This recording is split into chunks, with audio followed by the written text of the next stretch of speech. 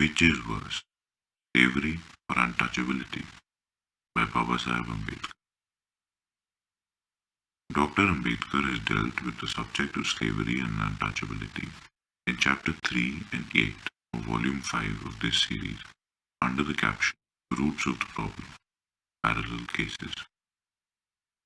We have, however, now come in possession of a booklet in which there are certain paragraphs which do not find place in Volume number 5, Chapter 3 and 8. The material reproduced here when read together makes consistent and complete reading. We've also no reason to doubt the genuineness of the material, as the publisher of the said booklet, Sri Devi Dayal, was associated with Dr. Ambedkar during 1943 to 47. The facsimile of the title at the beginning of the chapter, as printed in the booklet, vouchsafes the authorship of Dr. Ambedkar. Earlier paragraphs in the booklet, i.e. from page 1 to 11 up to Consideration of Humanity, are already printed in Volume 5 at pages number 80 to 88. Mr. Bhagwan Das of Delhi deserves credit for publishing this article for Mr. Devi Dayal. Slavery in India. Among the claims made by the Hindus for asserting their superiority over other nations, the following two are mentioned. One is that there was no slavery in India among the Hindus, and the other is that untouchability is infinitely less harmful than slavery. The first statement is, of course, untrue. Slavery is a very ancient institution of the Hindus. It is recognized by Manu, the lawgiver, and has been elaborated and systemized by the other Smriti writers who followed Manu. Slavery among the Hindus was never merely an ancient institution which functioned only in some hoary past. It was an institution which continued throughout all Indian history, down to the year 1843, and if it had not been abolished by the British government by law in that year, it might have continued even today. While slavery lasted, it applied to both the touchables as well as the untouchables. The untouchables, by reason of their poverty, became subject to slavery oftener than the untouchables. So that up to 1843, the untouchables in India had to undergo the misfortune of being held in double bondage, bondage of slavery and the bondage of untouchability. The lighter of the bonds has been cut off, and the untouchable is made free from it. But because the untouchables of today are not seen wearing the chains of slavery on them, it is not to be supposed that they never did. To do so would be to tear off whole pages of history. The first claim is not so widely made, but the second is. So great a social reformer and so great a friend of the untouchables as Lala Lajpat Rai, in replying to the indictment of the Hindu society by Miss Mayo, insisted that untouchability as an evil was nothing as compared with slavery, and he fortified his conclusion by a comparison of the black man in America with the untouchables in India, and showed that his conclusion was true. Coming as it does from Lala Lajpat Rai, the matter needs to be more closely examined. Is untouchability less harmful than slavery? Was slavery less human than untouchability? Did slavery hamper the growth more than untouchability does? Apart from the controversy raised by Lala Lajpat Rai, the questions are important and their discussions will be both interesting and instructive. To understand this difference, it is necessary to begin by stating the precise meaning of the term slavery. This is imperative because the term slavery is also used in a metaphorical sense to cover social relationship which is kindred to slavery, but which is not slavery. Because the wife was entirely in the power of the husband, because he sometimes ill-used her and killed her, because the husband exchanged or lent his wife, and because he made her work for him. The wife was sometimes spoken of as a slave. Another illustration of this metaphorical use of the term is its application to serfs. Because a serf worked on fixed days, performed fixed services, paid fixed sums to the lord, and was fixed to the land, he was spoken of as a slave. These are instances of curtailment of freedom, and inasmuch as they are not akin to slavery, because slavery also involves loss of freedom. But this is not the sense in which the word is used in law, and to avoid arguing at cross purpose, it would be better to base the comparison on the legal meaning of the word slavery. In layman's language, a person is said to be a slave when he is the property of another. This definition is perhaps too terse for the lay reader. He may not understand the full import of it without further explanation.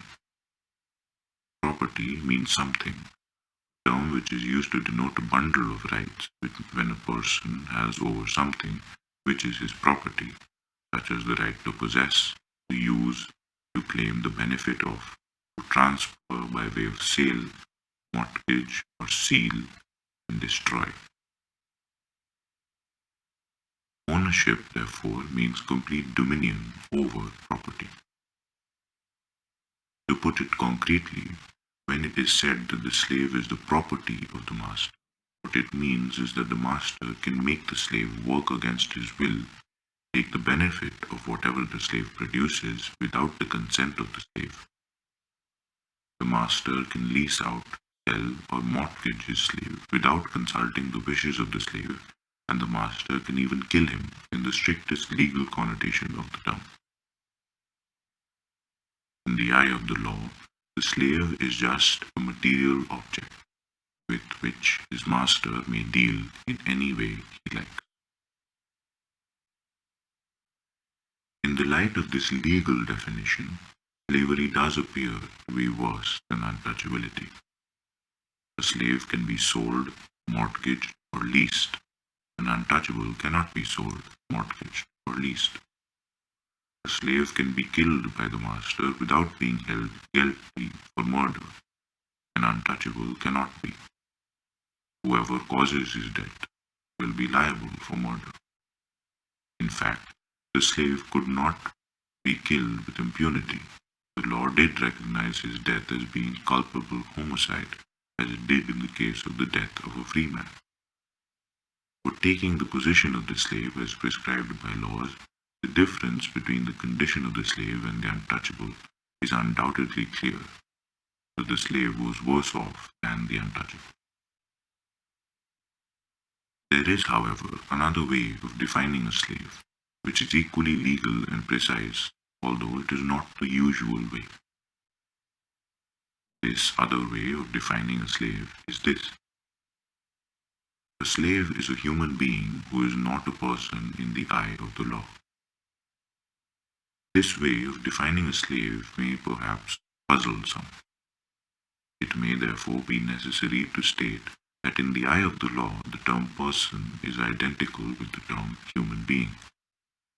In law, there may be human beings whom the law does not regard as persons. Contrariwise, there are in law persons who are not human beings. This curious result arises of the meaning which the law attaches to the word person. For the purposes of law, a person is defined as an entity, human or non-human, in whom the law recognized a capacity for acquiring rights and bearing duties. A slave is not a person in the eye of the law, although he is a human being. An idol is a person in the eye of the law, although an idol is an inanimate object. The reason for this difference will be obvious. A slave is not a person, although he is a human being, because the law does not regard him as an entity endowed with the capacity for rights and duties. Concisely, an idol is a person, though not a human being, because the law does, whether wisely or not another question, recognize the capacity for rights and duties. To be recognized as a person is, of course, a very important fact, fraught with tremendous consequences. Whether one is entitled to rights and liberties upon this issue, the rights which flow from this recognition as person are not only as life, but are as vital as life. They include right over material things, their acquisition, their enjoyment, their disposal, called right to property. There are others far more important than these rights over material things. Firstly, there is the right in respect of one's own person, the right not to be killed, maimed, or injured without due process of law, called the right to life. The right not to be imprisoned, save in due process of law, called right to liberty. Secondly, there is a right to reputation, the right not to be ridiculed or lowered in the estimation of fellow men, the right to his good name, i.e., the right to respect so far as it is well founded, others feel for him, shall not be diminished. Thirdly, there is the right to free exercise of powers and liberties. Every person is entitled without molestation to perform all lawful acts and to enjoy all the privileges which attach to him as a person. The most specific kind of right is to be the unmolested pursuit of the occupation by which a man chooses to gain his livelihood. Under the same head falls the right of every person to the free use of the public highways, navigable rivers, and of public utilities. It also includes the right of every person that the machinery of the law, which is established for the protection of all persons, shall not be maliciously set in motion to his detriment. Thirdly, there is the right of immunity from damage by fraud or coercion. It is a right not to be induced by fraud to assent to a transaction which causes damage, and not to be coerced into acting contrary to one's desire by force. Fourthly, the rights of a person are those which are collectively called family rights. These family rights may be distinguished as marital, parental, tutelary, and dominical. The marital right, the right of a husband as against the world, is that no other man shall, by force or persuasion, deprive him of his wife's society, still less be criminally intimate with her. An analogous right might conceivably be recognized being vested in the wife and is recognized in parts of America. The parental rights extend to the custody and control of children, to the produce of their labor till they arrive at the age of discretion without interference. The tutelary right is the right of the parent to act as the guardian, not for the benefit of the guardian, but for that of the ward, whose want of understanding he supplements and whose affairs he manages. The dominical right is the right to use labor of the ward.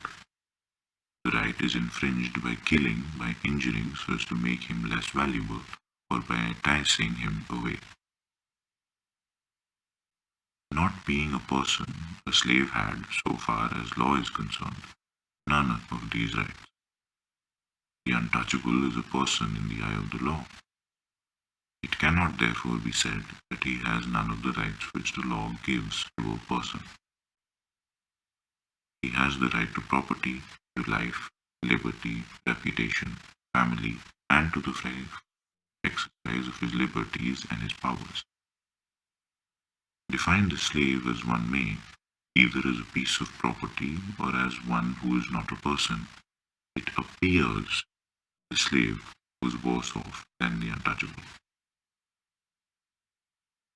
This is so if we consider only the de jure position of the slave. Let us consider what was the de facto position of the slave in the Roman Empire and in the United States. I take the following extracts from Miss Dr. Barrow. Hitherto, it is the repulsive side of household slavery that has been sketched. There is also another aspect. The literature reveals the vast household as normal. It is, of course, the exception. Large slave staffs undoubtedly existed, and they are generally found to be in Rome. In Italy and the provinces, there was less need of display. Many of the staff of the villa were engaged in productive work connected with land and its produce. The old-fashioned relationship between foreman and slave remained there. The slave was often a fellow worker. The kindliness of Pliny towards his staff is well known. It is in no spirit of self-righteousness and in no wish to appear in a favorable light in the eyes of the future generations, which he hoped would read his letters, that he tells of his distress, the illness, and death of his slaves. The household of Pliny is the slaves' republic. Pliny's account of his treatment of his slaves is sometimes regarded as so much in advance of general or even occasional practice to be valueless as evidence. There is no reason for this attitude. From reasons both of display and genuine literary interest, the rich families attached to their household slaves trained in literature and art. Calvisius Sabinus is said by Seneca to have had 11 slaves taught to recite Homer, Hesiod, and 9 lyric poets by heart. Bookcases would be cheaper, said a rude friend. No, what the household knows the master knows, was the answer. But apart from such abuses, educated slaves must have been a necessity in the absence of printing. The busy lawyer, the dilettante poet, philosopher, and educated gentleman of literary taste had need of copyists and readers and secretaries. Such men were naturally linguistic also. The librarius who dies at the age of 20 boasts that he was literatus gratius at Latinis, amanuensis, were common enough. Librarians are found to be in public and private libraries. Shorthand writing was in common use under the empire, and slave notaries were regularly employed. Many freemen, rhetoricians, and grammarians are collected by Suetonius in a special treatise. Various Flaccus was tutor to Austus's grandsons, and at death was publicly honored by a statue.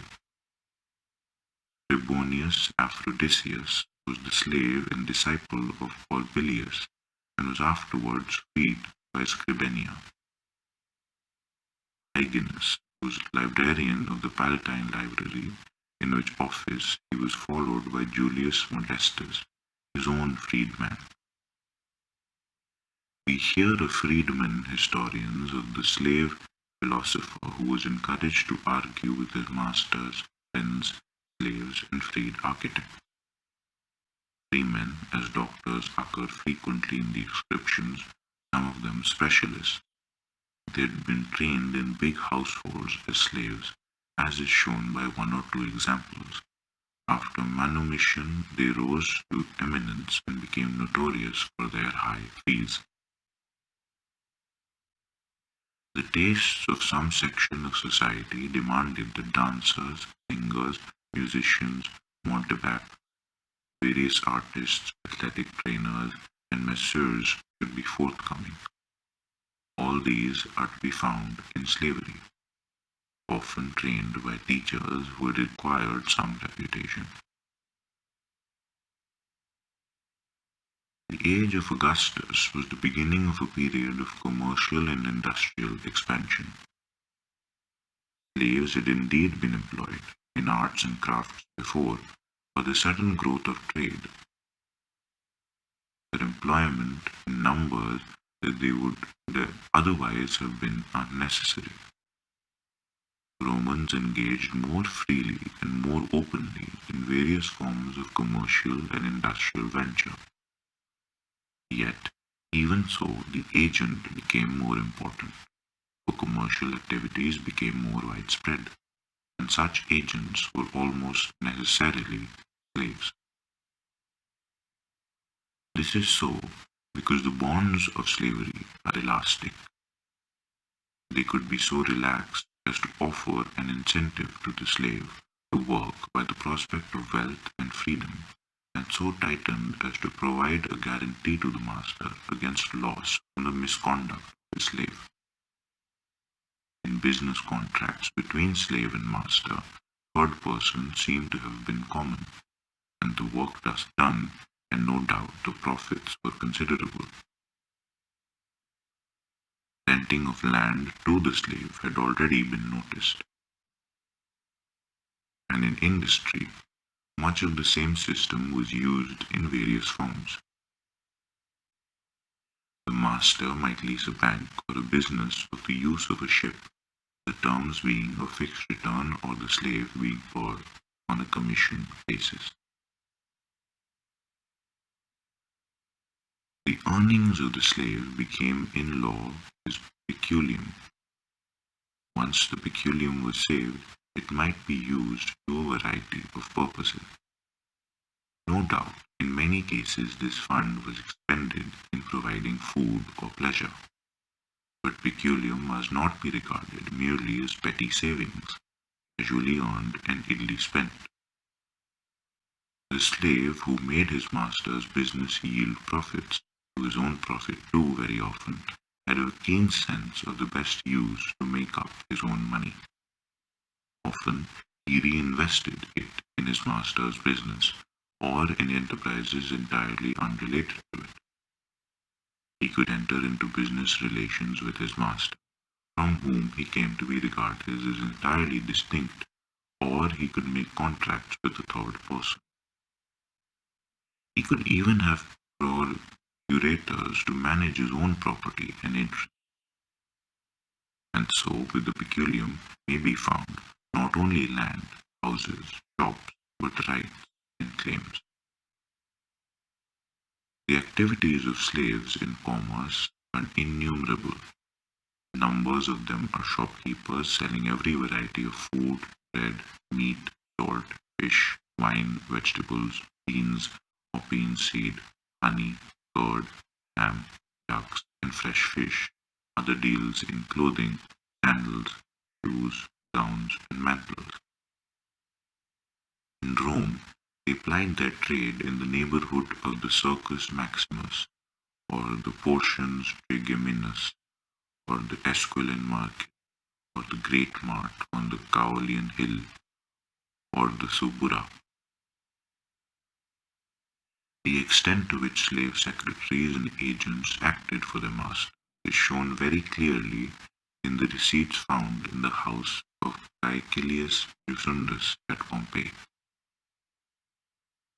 That the state should possess slaves is not surprising. War, after all, was the affair of the state, and the captive might well be slave.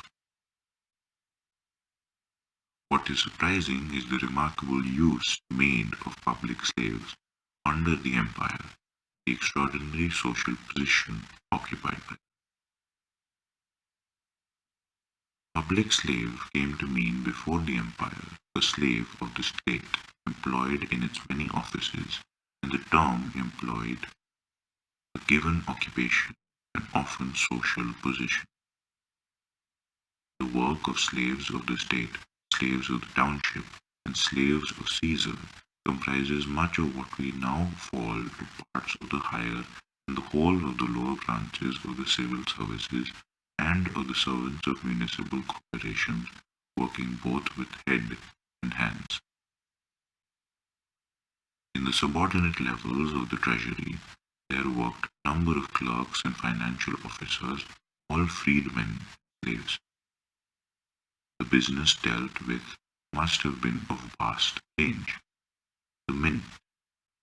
The immediate head was a knight, in charge of the minting processes.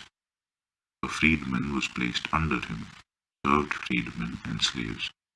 From one branch of state service, at any rate, slaves were rigorously excluded, except on one or two occasions of exceptional stress.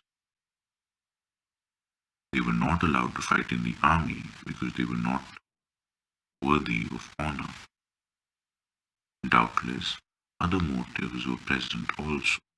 It would be a dangerous experiment to train too many slaves systematically in the use of arms.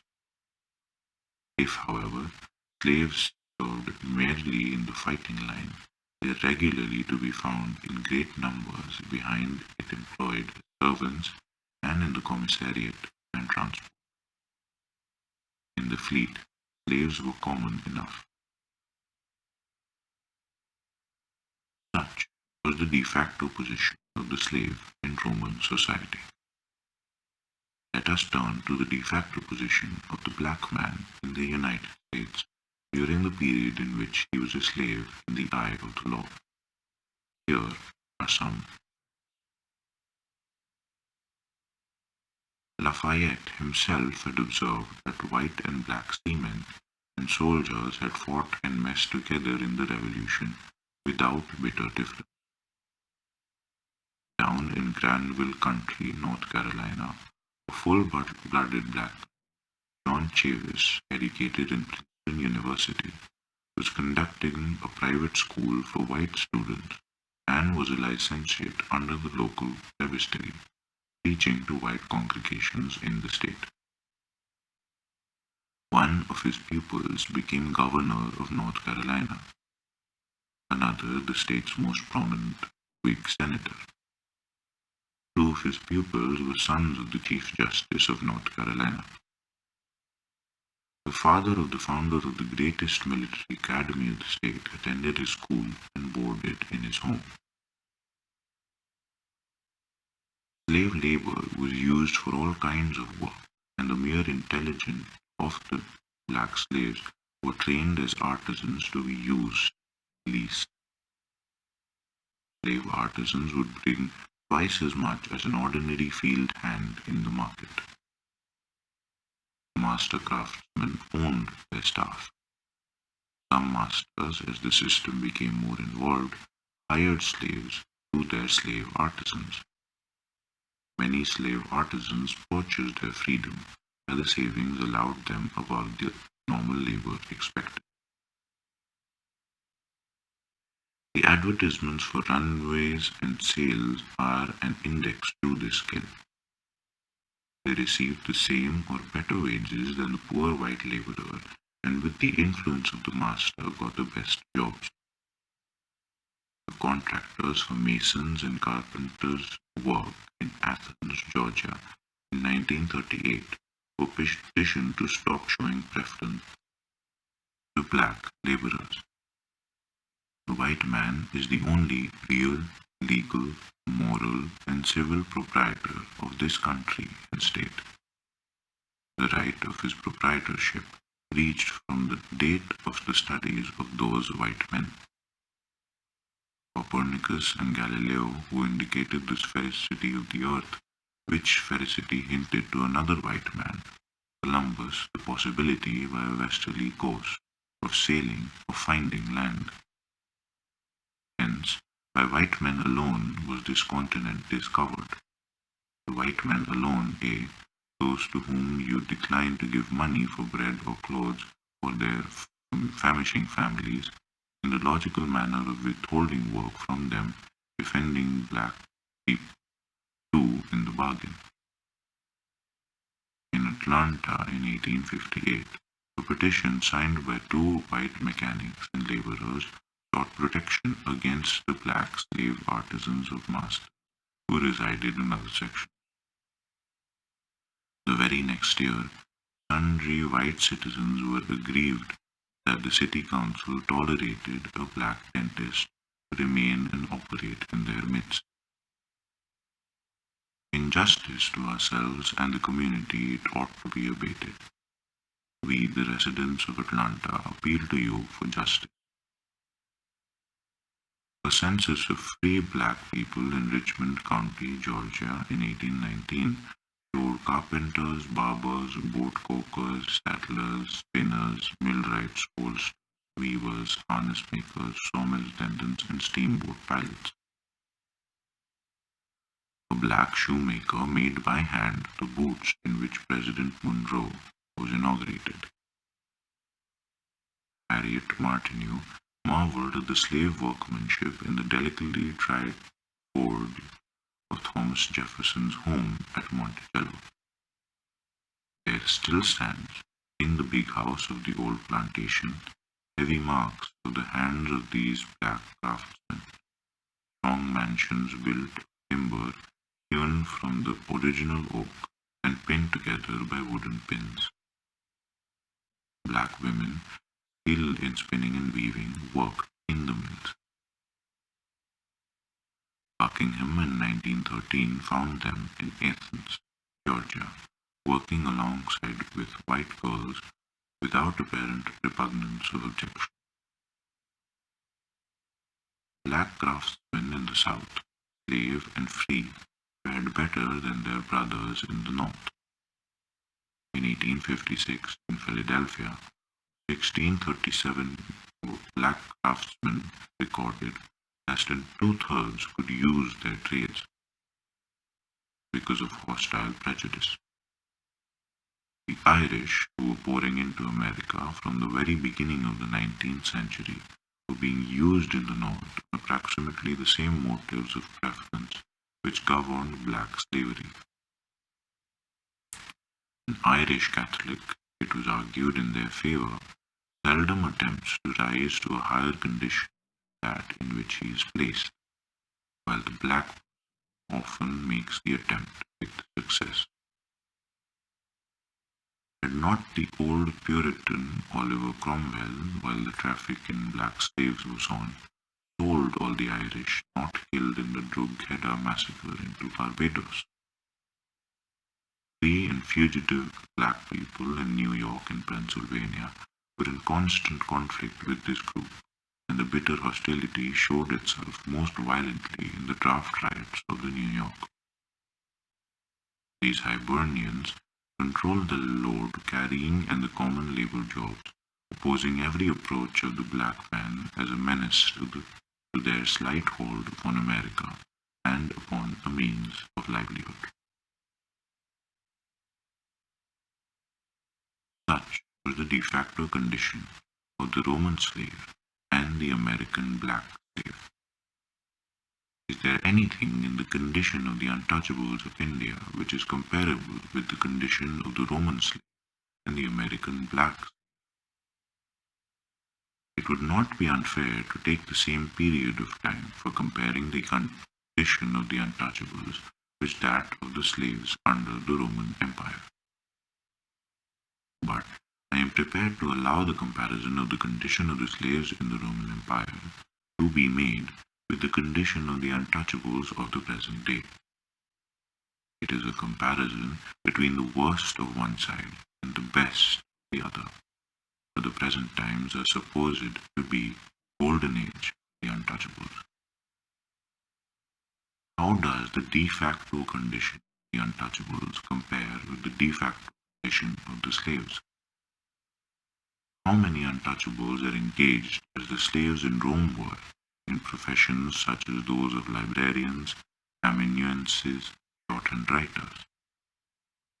How many untouchables are engaged as the slaves in Rome were in such intellectual occupation and those of rhetoricians, grammarians, philosophers, tutors, doctors, and artists? How many untouchables are engaged in trade, commerce, or industry as were the slaves in Rome? Even comparing his position with that of the black man while he was a slave, it cannot be said that the condition of the untouchables has been better. Is there any instance of untouchables having been artisans? Is there any instance of untouchables having maintained a school where Brahmin children have to come and sit at his feet in search of learning? Why such a thing is unthinkable, but it has happened in the United States of America. In comparing the de facto condition of the Roman slave and the American black man, I have purposely taken the recent condition of the untouchables as a basis of comparison for the simple reason that the present times are supposed to be the golden age for the untouchables. But comparing even the condition of the untouchables in modern times, they are certainly a sunken community as compared with the condition of slaves in which time historians called barbarous. There can therefore be no doubt that untouchables have been worse off than slaves. This, of course, means that untouchable is more harmful to the growth of man than slavery ever was. On this there is a paradox. Slaves who were worse off in law than the untouchables were in fact better off than untouchables, and untouchables who were better off in law than slaves were worse off, in fact, than slaves. Was it the explanation of this paradox? The question of all questions is this: what is it which helped the slave to overcome the rigorous denial of freedom by law and enabled them to prosper and grow? What is it that destroyed the effect of the freedom which the law gave to the untouchables and sapped his life of all vitality, stunted his growth? The explanation of this paradox is quite simple. It will be easily understood if one bears in mind the relation between law and public opinion. Law and public opinion are two forces which govern the conduct of men. They act and react upon each other. At times, law goes ahead of public opinion and checks it, redirects it, channels which it thinks proper. At times, public opinion is ahead of the law. It rectifies the rigor of the law and moderates it. There are also cases where law and public opinion are opposed to each other, and public opinion, being the stronger of the two forces, disregards or sets at naught what the law prescribes. Whether through compulsion arising out of convenience of commerce, or out of the selfish desire to make the best and the most profitable use of the slave, or out of considerations of humanity, public opinion and law were not in accord with regard to the position of the slave either in Rome or in the United States. In both places, the slave was not a legal person in the eye of the law, but in both places he remained a person in the sense of a human being in the eye of the society. To put it differently, the personality which the law withheld from the slave was bestowed upon him by society. There lies a profound difference between slavery and untouchability. In the case of the untouchable, just the opposite has happened. The personality which the law bestowed upon the untouchables is withheld by society. In the case of the slave, the law, by refusing to recognize him as a person, would do him no harm, because society recognized him more amply than it was called upon to do so. In the case of the untouchables, the law, by recognizing him as a person, failed to do him any good, because Hindu society is determined to set that recognition at naught. The slave had a personality counted with notwithstanding the command of the law. An untouchable has no personality in spite of the command of the law. This distinction is fundamental. It alone can explain the paradox.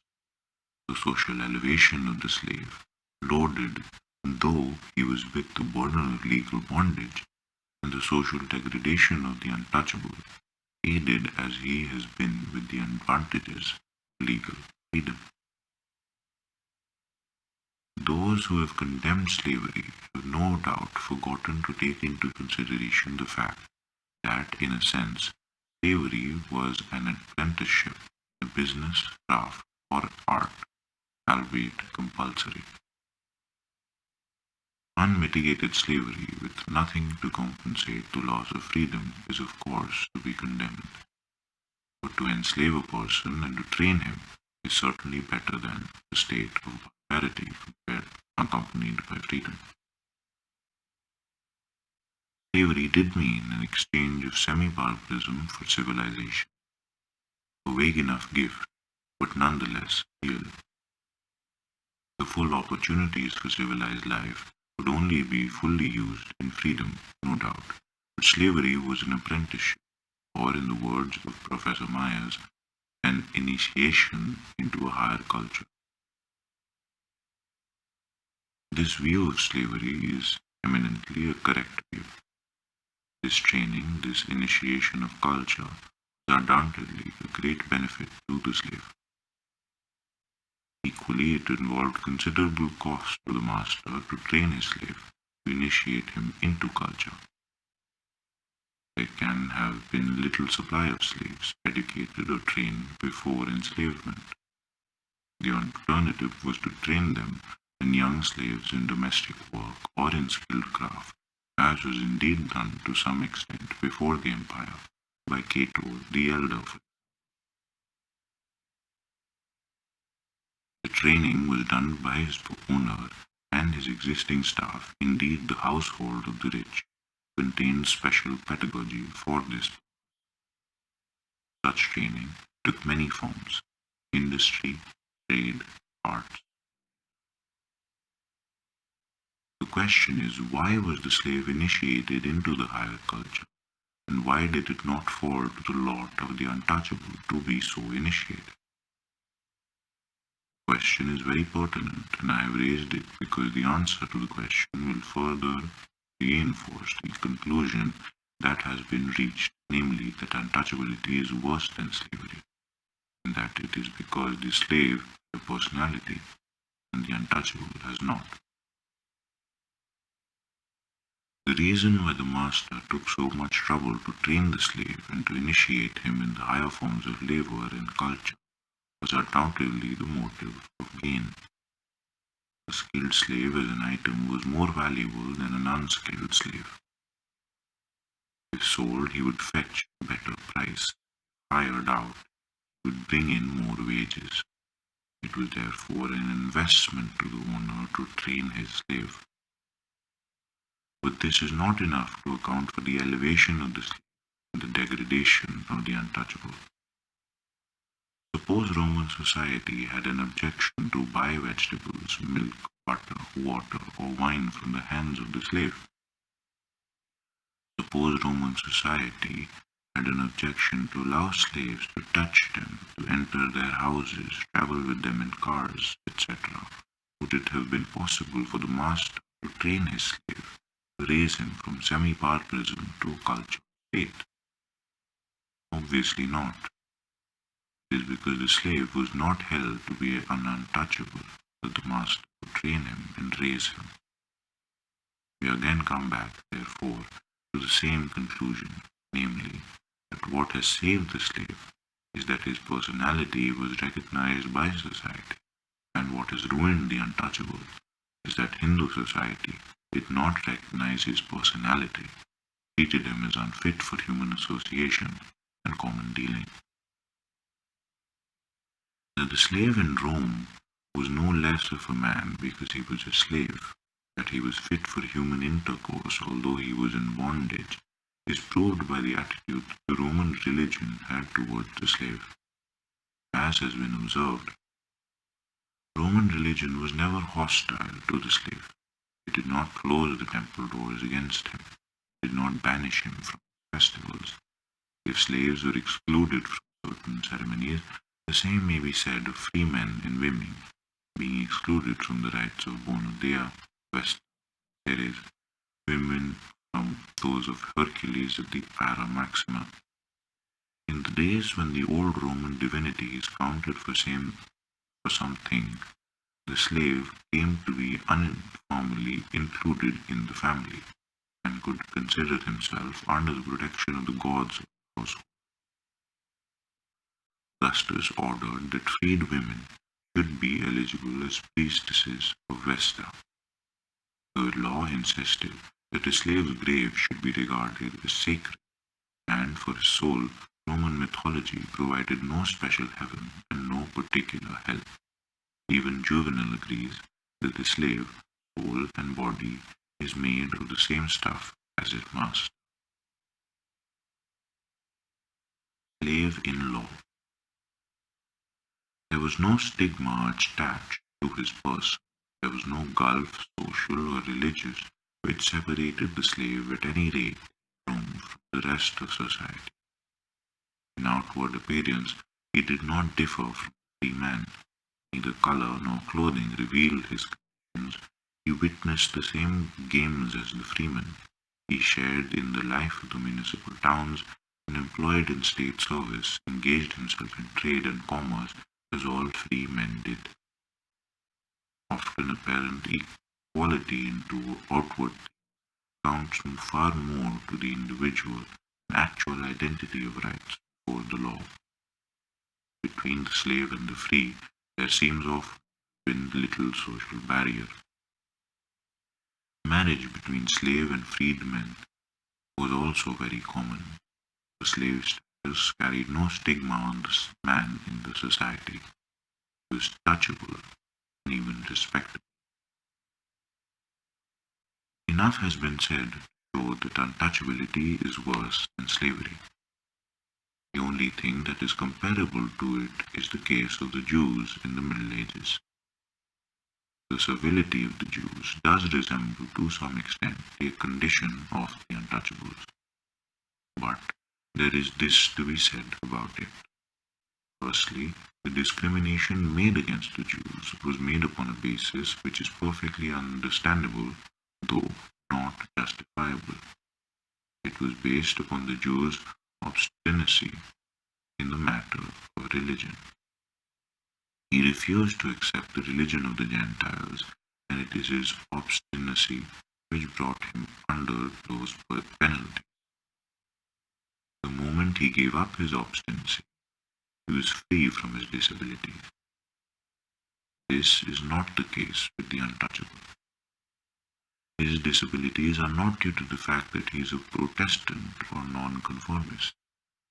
The second thing to be said about the disabilities of the Jews is that the Jews preferred them as being completely assimilated and lost the Gentiles. This may appear strange, but there are facts to prove it. In this connection, reference may be made to two instances recorded in history which typify the attitude of the Jews. The first instance relates to the Napoleonic regime. After the National Assembly of France had agreed to the Declaration of the Rights of Man to the Jews, the Jewish question was again reopened by the guild merchants and religious reactionaries of Alsace. Napoleon resolved to submit the question to the consideration of the Jews themselves. He convened an assembly of Jewish notables of France, Germany, and Italy in order to ascertain whether the principles of Judaism were compatible with the requirements of citizenship, as he wished to fuse the Jewish element with the dominant population. The assembly, consisting of 111 deputies, met in the town hall of Paris on 25th July 1806 and is required to frame replies to 12 questions relating mainly in the possibility of Jewish patriotism, the permissibility of intermarriage between Jew and non-Jew, and the legality of usury. So pleased was Napoleon with the pronouncements of the assembly that he summoned a Sanhedrin after the model of the ancient Council of Jerusalem to convert them into the decrees of a legislature. body. The Sanhedrin, comprising 71 deputies from France, Germany, Holland, and Italy, met under the presidency of Rabbi Sis M. of Strasbourg on 9th February 1807 and adopted a sort of charter which exhorted the Jews to look upon France as their fatherland, to regard its citizens as their brethren, and to speak its language, and which also passed toleration of marriages between Jews and Christians, while declaring that they could not be sanctioned by the synagogue. It will be noted the Jews refused to sanction intermarriages between Jews and non-Jews. They only all agreed to tolerate. The second instance related to what happened when the Batavian Republic was established in 1795. The more energetic members of the Jewish community pressed for the removal of many disabilities under which they labored. The demand for the full rights of citizenship made by the progressive Jews was at first, strangely enough, opposed by the leaders of the Amsterdam community, who feared that civil equality would militate against the conservation of Judaism and declared that their co-religiousness renounced their rights of citizenship in obedience to the dictates of their faith. This shows that the Jews prefer to live as strangers rather than as members of the community. It is as an eternal people that they were singled out, but it is not the case with the untouchables. They too are in a different sense an eternal people who are separate from the rest. But this separateness is not the result of their wish. They are punished not because they do not want to mix, punished because they want. Untouchability is worse than slavery because slave has personality in the society, while the untouchable has no personality, has been made abundantly clear. But this is not the only ground why untouchability is worse than slavery. Others which are not obvious, but which are real nonetheless. Of these, the least obvious may be mentioned as the first. Slavery, if it took away the freedom of the slave, it imposed upon the master the duty to maintain the slave in life and body. The slave was relieved of all responsibility in respect of his food, clothes, and his shelter. All this the master was bound to provide. This was of course no burden because the slave earned more than his keep. But his security for board and lodging is not always possible for every free man, as all wage earners now know to their cost.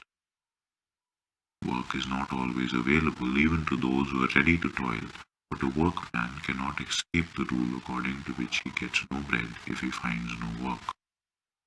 This rule, no work, no bread, the ebbs and tides of business, the booms and depressions are vicissitudes through which all free wage earners have to go.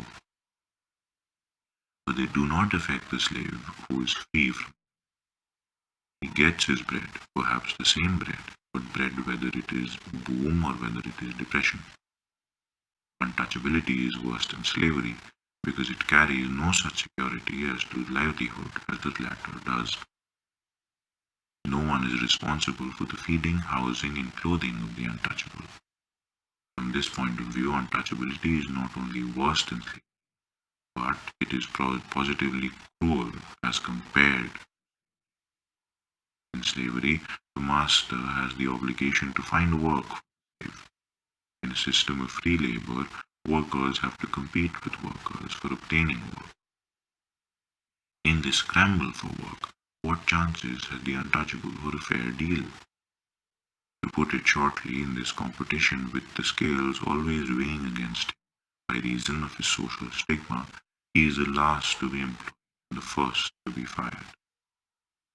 Untouchability is cruelty as compared to slavery because it throws open the untouchables the responsibility for maintaining, without any way, earning his living.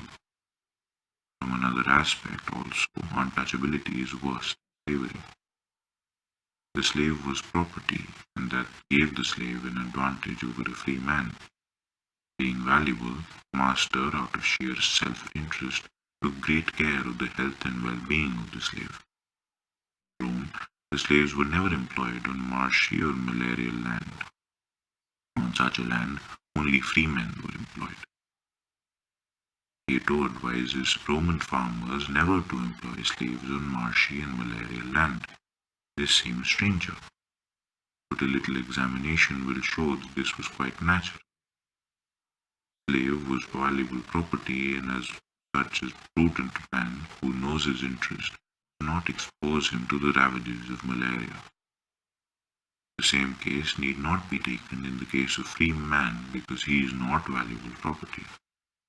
This consideration resulted in the great benefit of the slave. He was cared for as no one was.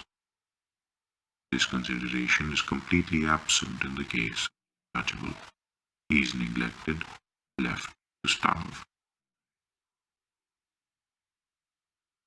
The second, or rather the third difference between untouchability and slavery is that slavery was never obligatory, but untouchability is obliged. A person is permitted to hold another as a slave. There is no compulsion on him if he does not want to. A Hindu, on the other hand, is enjoined to hold another as untouchable. There is compulsion on the Hindu, which he cannot escape, whatever his personal wishes in the matter be. The end.